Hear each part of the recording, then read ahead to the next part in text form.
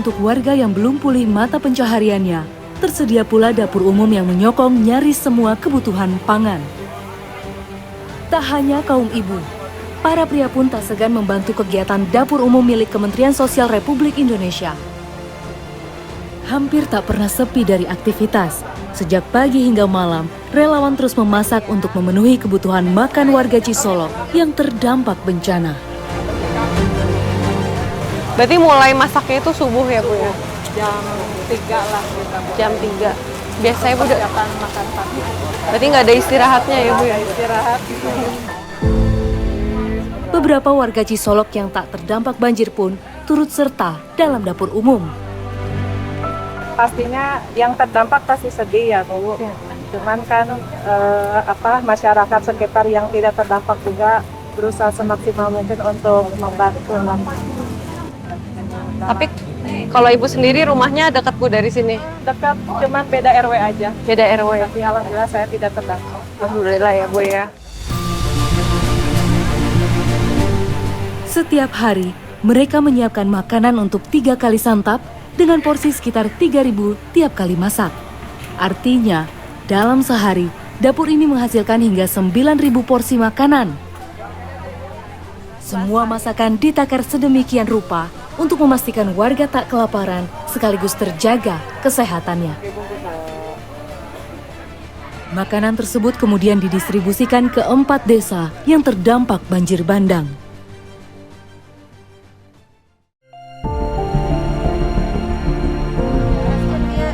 Meski bencana benar-benar membuat warga kelelahan secara fisik dan mental, beruntung secercah harapan datang dari mereka, para tenaga kesehatan. Assalamualaikum. Segera setelah akses terbuka, pos kesehatan langsung hadir di tengah warga Cisolok untuk melayani pengungsi dan korban.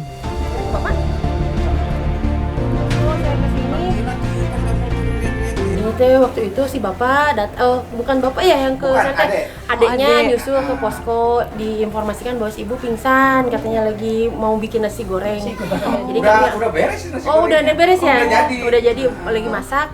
Nah kita sore pas respon langsung ke sini dan ditemuin si ibu memang belum sadar. Waktu saya datang ke sini si ibu belum sadar, di tensi 190. Tapi pas di tensi dikasih penanganan awal, kasih oksigen, alhamdulillah si ibu sadar. Kesibukan warga dalam membersihkan rumah pasca banjir membuat mereka rentan terpapar kuman dan penyakit. Belum lagi, bangkai hewan terhanyut yang rawan mengandung bakteri dan juga sampah material yang belum sempat dibersihkan. Syukurnya, obat-obatan untuk warga masih tersedia lebih dari cukup. Oh, udah di rumah.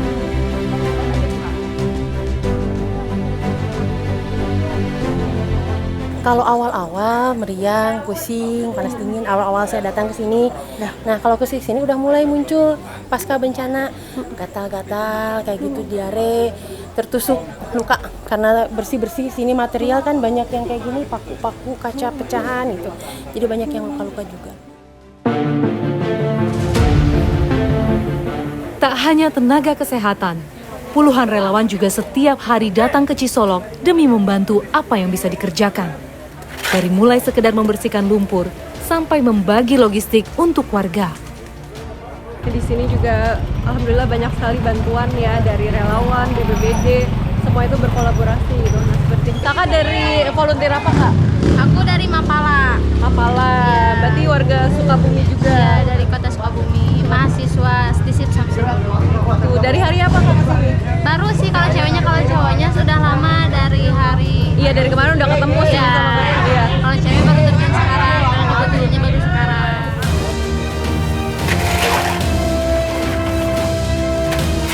Kalau saya sih masih kuliah ya. Kalau untuk saat ini masih masuk lah.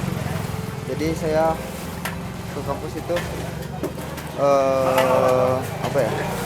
izin lah. Oh, izin. Pakai surat tugas. Izin buat ikutin relawan di sini Kak. Nah emang saya hobi kesana kesini, jadi emang saya tersentuh lah buat mengikuti kegiatan ini gitu, dengan senang hati tanpa ada paksaan atau perintah. Tetapi apakah kebersamaan dari bencana itu harus tetap dialami oleh warga Cisolok? Apa sebenarnya latar belakang dari bencana yang terus berulang? Jaromidun selaku Kepala Desa Cikahuripan ingat betul bagaimana detik-detik banjir bandang melanda. Ya pada saat itu kan curah hujan, hujan lah dalam arti, tapi nggak besar sih, cuma hujannya saya yakin besarnya di atas, ya di hulu. Waktu itu hujan biasa, pas saya di kantor desa itu orang pada keluar. Pas saya keluar, ternyata katanya banjir. Saya langsung cek lokasi ke sungai. Itu saya jalan, langsung lari ke sungai, ke dekat sungai, ke tepi sungai, di dekat masjid. Ternyata betul, pas ke sana jembatan itu, air itu nabrak jembatan sampai ke atas airnya kan. Waktu itu jembatan belum putus. Saya kembali lagi, saya lari ke belakang, ada orang kata saya, coba diwawarin di masjid, supaya orang semua keluar. Saya ambil motor, saya langsung lari di motor. Ternyata pas di motor di jalan gang itu air itu sudah pada masuk ke jalan desa. Pas saya masuk ke sini, air di jalan nasional besar itu sepintas langsung surut. Sesudah menghabiskan beberapa rumah surut. Saya lari ke sini ke jembatan. Ternyata di sini jebol. Karena telah hafal kondisi hujan itulah, Jaromidun punya teori lain tentang penyebab banjir bandang. Meski lokasi desa Cikahuripan berada di bagian hilir dan mudah terdampak, bencana banjir bandang kemarin dianggap Jaromidun tidak semata-mata disebabkan oleh hujan deras. Ia menduga banjir bandang ini dipicu oleh penggundulan hutan di wilayah hulu. Saya beberapa bulan sebelum ini terjadi, saya sudah menemukan hutan lindung desa itu sudah gundul, ditembang oleh oknum warga seluas 5 hektar. Ya, seluas 5 hektar itu sudah diperifikasi dan bahkan sudah diselesaikan, akan ada penghijauan tanggal 8 November. 8 November ini. Ya, 8 November ini. Itu sudah rencana. Saya sudah komunikasi dengan Prokopimcam, sudah komunikasi dengan Pak Wabub dan Pramuka dan semua tokoh masyarakat untuk menanam pohon di sana penghijauan. Dan saya sudah mengambil pohon tersebut di Bogor dari Dinas Kehutanan Provinsi. Tapi kenyataannya sepertinya, berarti saya yakin bukannya masalah tembok.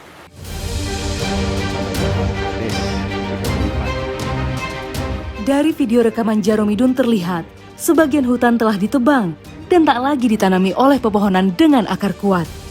Hal itulah yang dinilai tak ada lagi yang mampu meredam potensi banjir bandang di wilayah hilir. Ini ternyata Gunung Cikahuripan itu sudah dikuasai oleh warga. Nah, jadi udah ditanami pohon-pohon cengkeh dan sebagainya. Saat ini berada di luhur gunung ya, gitu, di luhuran geyser. Kami diperintahkan survei oleh Dinas Pariwisata.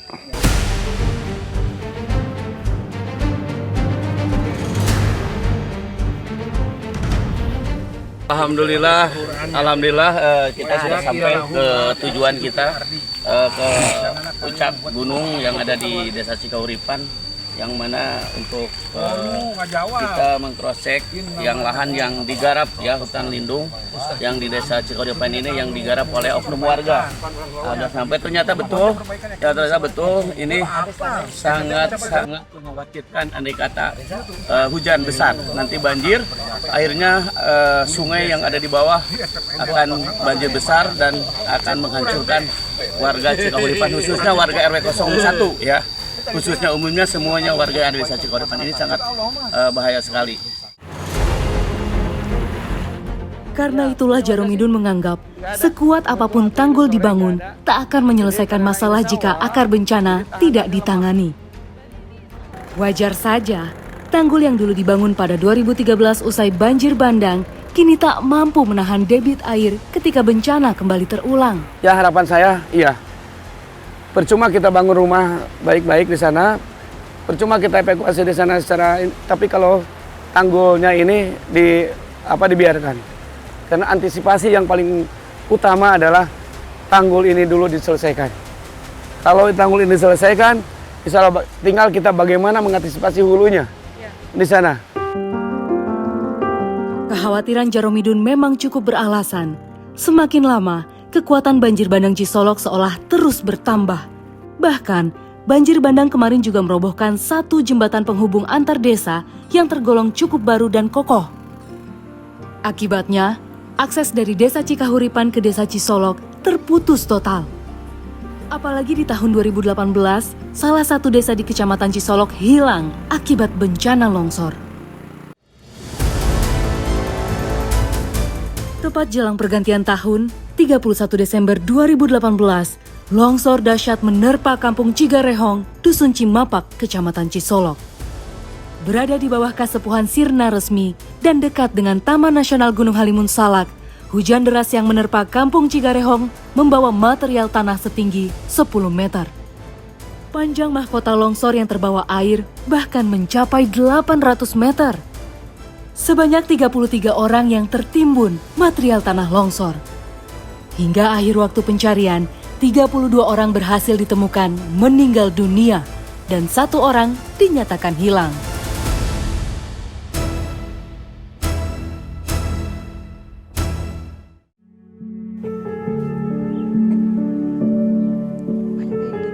Tujuh tahun sudah berlalu, namun luka akibat bencana itu masih membekas di hati warga yang selamat.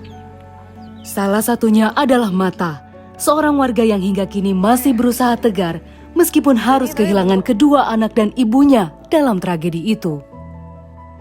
Dulu Bu, waktu jam 5:30 kan di sini warga pada istirahat di rumah masing-masing ya.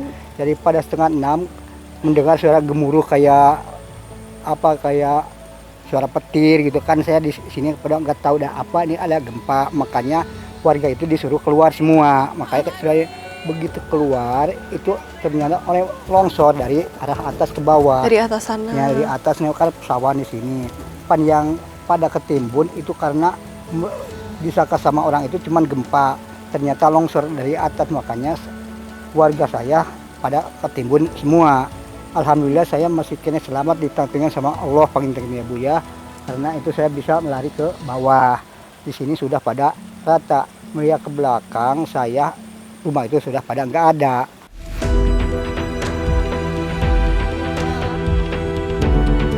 Kini, kampung Cigarehong benar-benar hilang tertimbun tanah. Dikategorikan sebagai kawasan rawan bencana dan tak ada lagi yang menghuni wilayah ini. Warga hanya berani memanfaatkan lahan untuk persawahan. Material batu-batu besar yang ditumpuk ini bukan sengaja ditumpuk seperti ini, tapi ini memang adalah batu-batu yang pada saat kejadian itu terbawa longsor dan menimbun rumah warga sedalam 2-3 meter. 2-3 meter. Jadi tempat kita berdiri nih di bawah ini adalah rumah-rumah warga yang tertimbun batu. Saat kejadian, Mata sedang dalam perjalanan pulang usai menanam kayu. Tak disangkanya, kegembiraan untuk kembali ke rumah berubah menjadi duka mendalam. Di kanan dan kiri saya ini dulunya adalah permukiman warga. Namun di tahun 2018 terjadi longsor yang berasal dari atas sana, yaitu Bukit Lebak Salak, turun ke bawah sini menghantam rumah warga. Sehingga seperti inilah kondisinya sekarang menjadi kampung mati.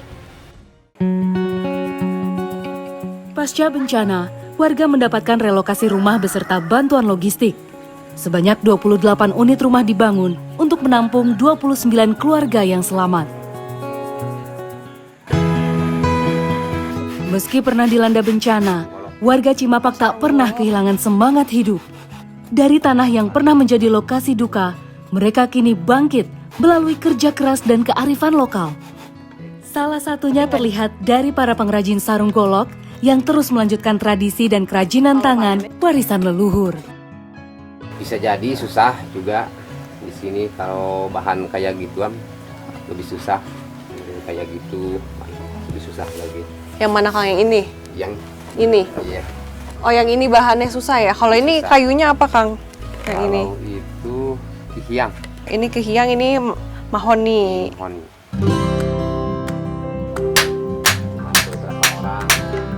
Meskipun jumlah pengrajin kini berkurang, kampung adat Cimapak telah dikenal sebagai sentra pengrajin sarung golok. Tetapi karena pengerjaan yang serba manual, proses membuat sarung golok membutuhkan waktu setidaknya 4 hari. Harganya mencapai 150 sampai 600 ribu rupiah. Nih bisa dilihat ini adalah hasil dari kearifan lokal warga Dusun Cimapak. Tapi di sini tuh yang bisa membuat ini juga hanya terbatas 3-5 orang saja. Sayang sekali ya, karena ini sebenarnya juga bisa menjadi potensi mata pencaharian utama mereka. Meskipun pembuatannya juga lama, tapi kalau misalkan emang permintaannya banyak dan ini pemasarannya juga lebih global gitu, tidak hanya mulut ke mulut saja, pasti ini banyak deh yang mau beli.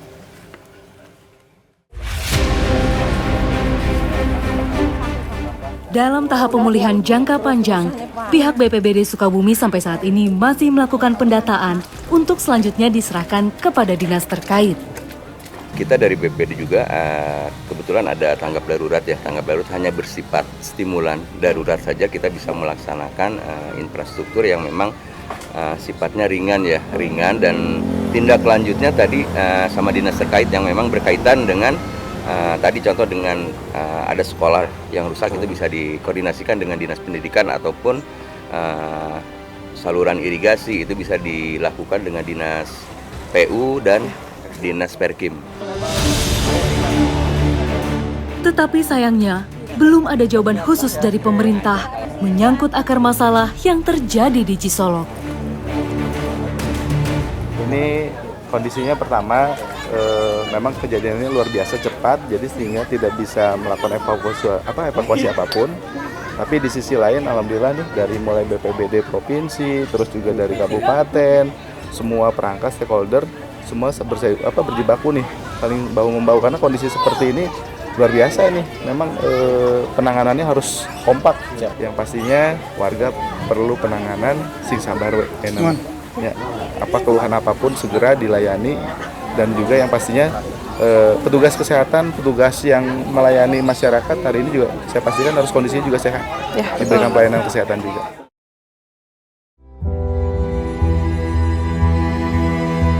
Pokoknya seru kalau lihat gininya gitu.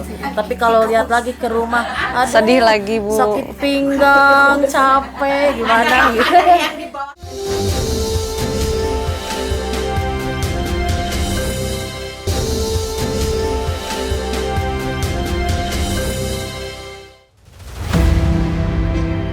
Dari catatan, nyaris 40 rumah rusak berat dihantam banjir bandang dengan separuhnya bahkan terbawa arus air.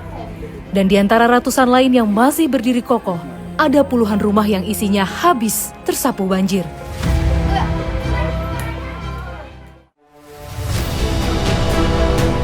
Dengan semangat kebersamaan, beberapa warga memilih tinggal di rumah tetangga yang tak terdampak oleh banjir bandang. Di tengah kondisi duka yang belum padam, beberapa justru menemukan kekuatan baru ketika mereka berkumpul. Salah satunya adalah Dedeh. Bu, kalau malam-malam gini biasanya cara menghibur dirinya gimana Bu, biar nggak kepikiran? Gitu, ngobrol, bercanda semuanya. Terus dongeng gitu, cerita aja gitu. Anak-anak tidur dari jam segini tidur. Ibu-ibunya, bapaknya kan pada pulang. Terus pada bangun ibu-ibunya teh. Berkumpul dengan mereka yang senasib sepenanggungan membuat Dedeh bisa melupakan sejenak atas penderitaan yang ia alami. Pokoknya seru kalau lihat gininya gitu.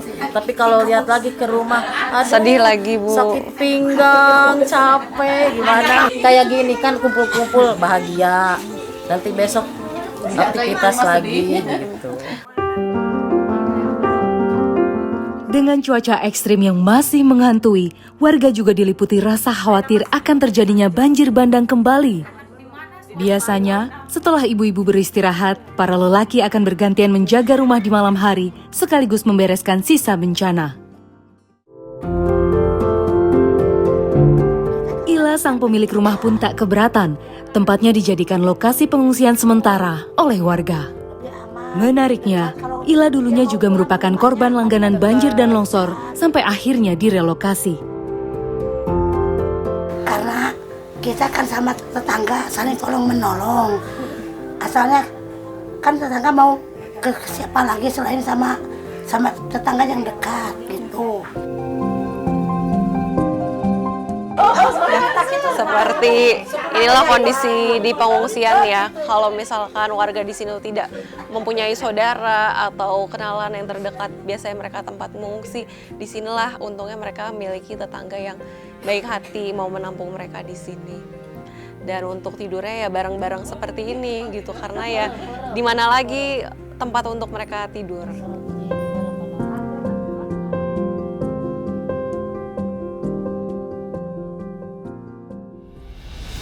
Akses menuju Batu CSKB.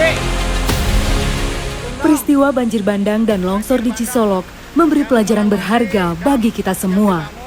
Bahwa alam akan selalu memberi peringatan saat keseimbangannya terganggu. Penggundulan hutan, pembangunan tanpa perhitungan, dan abainya perlindungan lingkungan akan selalu meninggalkan jejak yang mahal harganya.